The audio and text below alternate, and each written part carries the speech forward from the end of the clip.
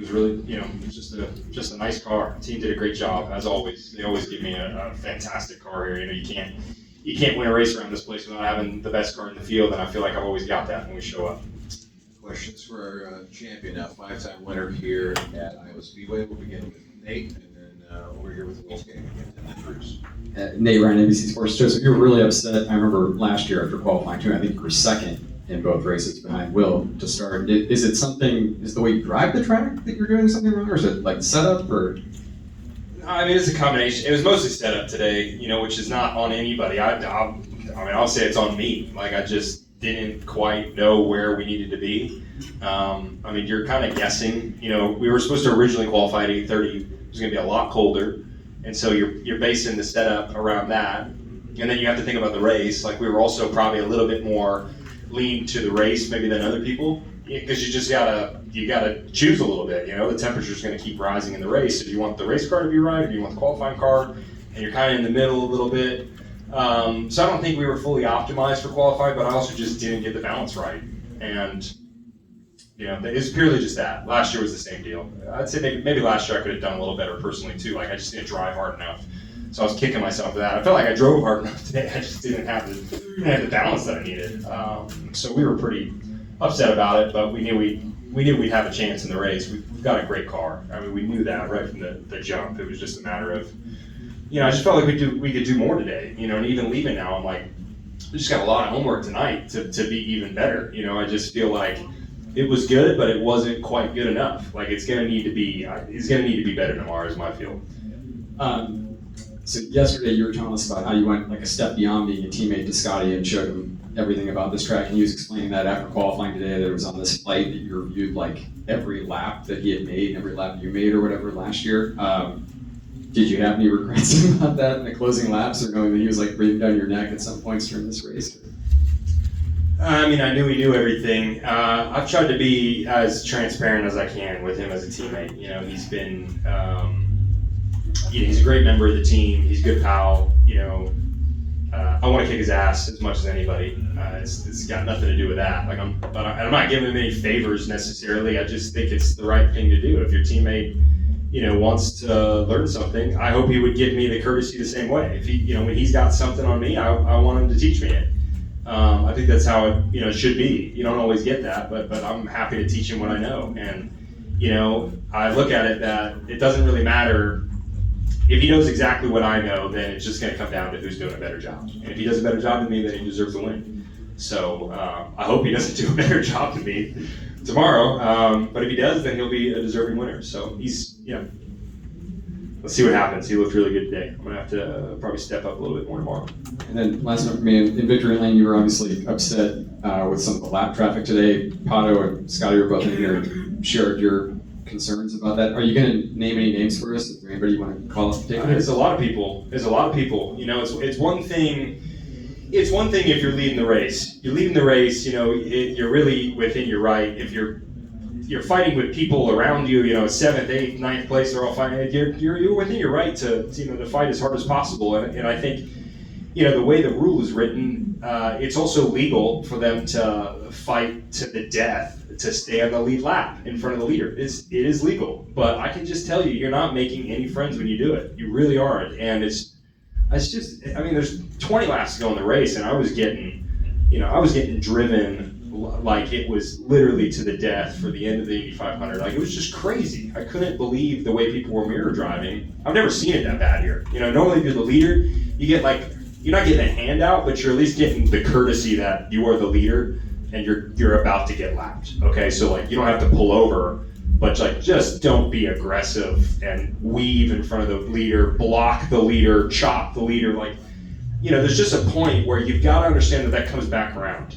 If you do that to someone, I'm going to fence you the next time I see you. Or if you're the leader the next time, I am going to do you so dirty if you did that to me. It's common sense. And everybody in the paddock knows it.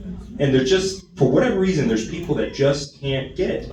And you know what? If they can't learn it by now, then they'll probably never learn. So I guess where I'm going with this, you can tell I'm frustrated by it. There's a lot of people that are.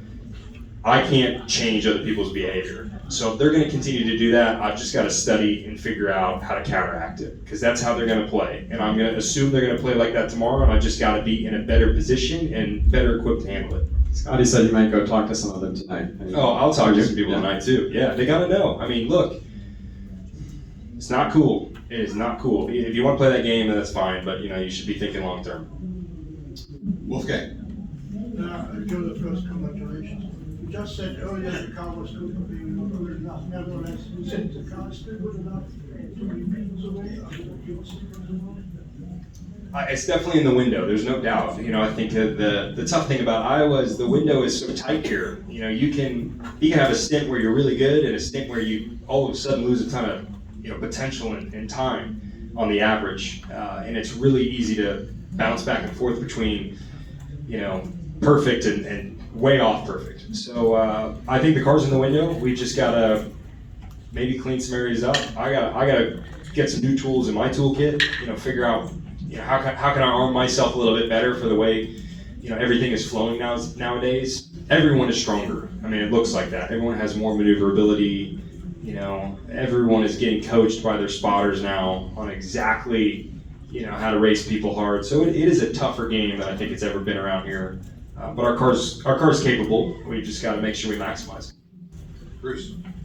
So much of the history of Penske racing has been drivers that were great oval drivers like Bobby Unser and Rick Mears and now yourself. And to be in that category, and when you win an oval race for Team Penske, how special is that?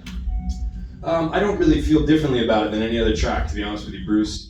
For me, my goal is to be strong everywhere. It doesn't matter the discipline or the track type. I want to be good everywhere we show up. If there's a place we're not good, it's number one on my list to figure out, and say, why are we good here? Why can't we win this race? Anything is possible for us and our team, and we need to approach it that way. So just in short, it doesn't feel different to me, whether it's Iowa or it's Toronto or it's Detroit or Road America. They all matter, and you take great pride in being able to work with a team and put a victory together. They're all difficult, it's not easy to win a race in this series, so they all feel the same.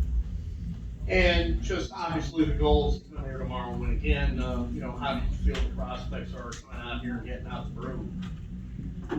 I was hesitant yesterday to, I feel like everybody, when we walk in here, they just assume, oh, we're going to be quick.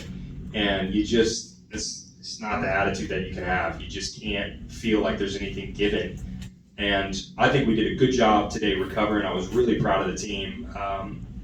To feel disappointed with qualifying and then to just really improve the race car and do a great job today, I'm proud of that. But that doesn't guarantee tomorrow either. I think Scott's going to be really good. Pato's he's going to come back better. I think Will's going to be strong. And then you never know who else is just going to improve overnight. So I'm focused on being better tomorrow because I'm going to assume that everyone else is going to pick up their game. Other questions in person? We'll go, let's go Jack, and then we'll go back to Nate, and then Patrick.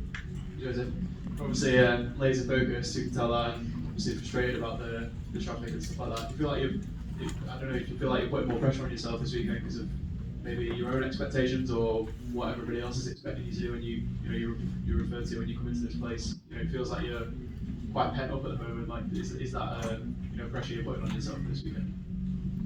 Maybe a little bit.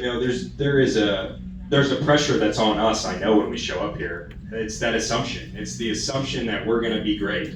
Just because we should be. We're the two car. We should be really good here, and that's okay because I think there's always a pressure that exists. You show up to Indianapolis with Team Penske, and there's only there's only one place that people accept as okay for Team Penske, and that's winning the race. So we deal with those pressures.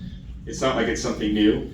But I think more than anything, it's honestly been a really tough year. Like, we've had some good moments, there's no doubt. Obviously, the 500 was, it was the best moment for everybody this year. But other than that, it's been a really tough season.